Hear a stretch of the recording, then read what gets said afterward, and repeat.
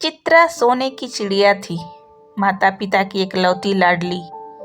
उसके पिता लाखों रुपए कमाने वाले एक वकील थे।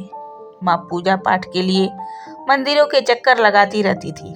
चित्रा पर किसी का कंट्रोल नहीं था, उसकी मनमानी चलती थी। चित्रा कॉलेज में बीए के फर्स्ट ईयर में पढ़ रही थी। वह बहुत खूबसूरत थी, उसके एक एक अंग से जवानी फूटती थी। वह अपने जिस्म को ढकने के बजाय दिखाने में ज्यादा यकीन करती थी। चित्रा का बैग रुपयों से भरा रहता था, इसलिए उसकी सहेलियां गुड़ की मक्खी की तरह उससे चिपकी रहती थी। लड़के उसकी जवानी का मजा लेने के लिए पीछे पड़े रहते थे। इसी बात का फायदा उठाकर चित्रा कॉलेज में ग्रुप लीडर बन गई। इससे वह और भी ज्यादा घमंडी हो गई। चित्रा के कॉलेज में सेकेंड ईयर में नंदन नाम का एक लड़का पढ़ता था। वह उस इलाके का संसद का बेटा था। रोजाना नई कार से कॉलेज आना उसका शौक था। सच तो यह था कि नंदन कॉलेज के नाम के लिए आता था। लड़कियों को अपने इश्क के जाल में फंसाकर उनसे मन बहलाना उनका शौक था। वह एक नंबर का जुआरी था। शराब पीना उसका रोजमर्रा का काम था। एक दिन नंदन की नज़र चित्रा पर पड़ी। दरअसल उसने कॉलेज के इलेक्शन में हिस्सा लिया था। चित्रा की उन्हीं के ग्रुप में शामिल थी। दोनों ने खूब प्रचार किया। नंदन ने पानी की तरफ पैसा बहाया और जीत गया। इस जीत की खुशी में नंदन ने अपने फार्म हाउस में शानदार पार्टी दी थी। चित्रा और उसके दोस्त भी वहां पहुंच गए थे। रात भर शराब पार्टी चली, सबने खूब मौज मस्ती की। तभी से नंदन और चित्रा ने क्लबों में घूमना शुरू कर दिया। फिर वे दोनों नंदन के फार्म हाउस में मिलने लगे और दोनों हम बिस्तरी की। इसी तरह एक साल बीत गया। दोनों हवस के सागर में गोते लगाते रहे।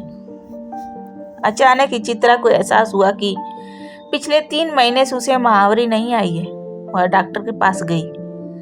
डॉक्टर ने बताया कि वह 3 महीने के पेट से है।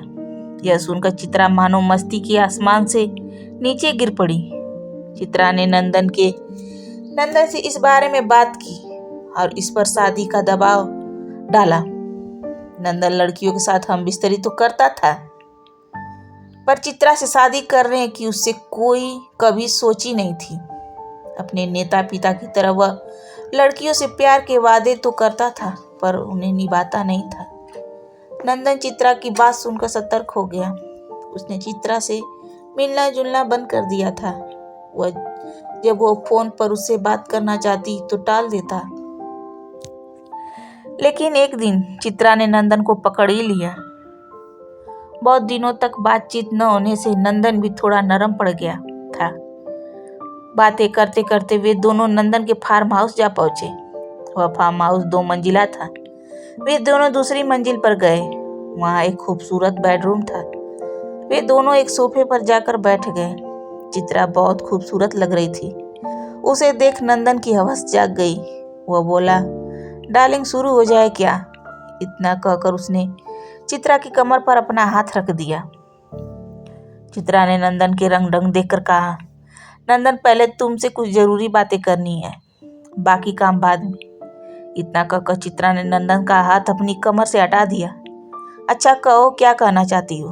नंदन ने पूछा। वही बात, शादी के बारे में क्या सोचा है तुमने?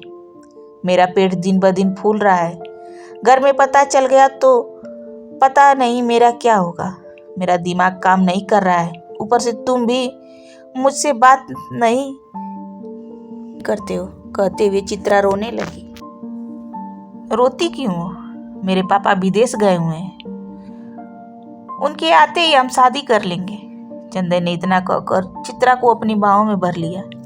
चित्रा छिटक कर दूर हो गई और बोली, नंदन आज मुझे यह सब करने का मन नहीं है। पहले हमारी शादी का फैसला होना चाहिए। हम किसी मंदिर में जाकर शादी कर लेते हैं। हमारे घर चलते हैं। मेरे पापा बुरा नहीं मानेंगे, वे बहुत अमीर हैं। हम शानो शौकत में जिएंगे। हम कोई नया काम धंधा शुरू कर लेंगे। डियर चित्रा, यूं चोरी छिपे मंदिर में शादी करना मुझे पसंद नहीं है। हम सबके सामने शान से शादी करेंगे। मेरे पापा इस इलाके के सांसद हैं। हम उनकी हैसियत की शादी करेंगे। सबसे पहले तुम यह बच्चा गिरवा दो। इतनी जल्दी बच्चे की क्या जरूरत है? अभी तो हम पढ़ रहे हैं। मैं पूरा इंतजाम करा दूंगा। थोड़े दिनों के बाद हम फिर से मस्ती करेंगे। क्या मतलब है तुम्हारा? यह सुनकर चित्रा ने गुस्से से पूछा। मतलब यह है कि अभी से शादी और बच्चे की बातें क्यों? अभी तो हमारे मस्ती के दिन है नंदन। शादी करने के बाद हम खुलेआम मस्ती करेंगे। लेकिन अभी मुझे शादी नहीं करनी, चित्रा ने जोर देकर सख्ती से पूछा।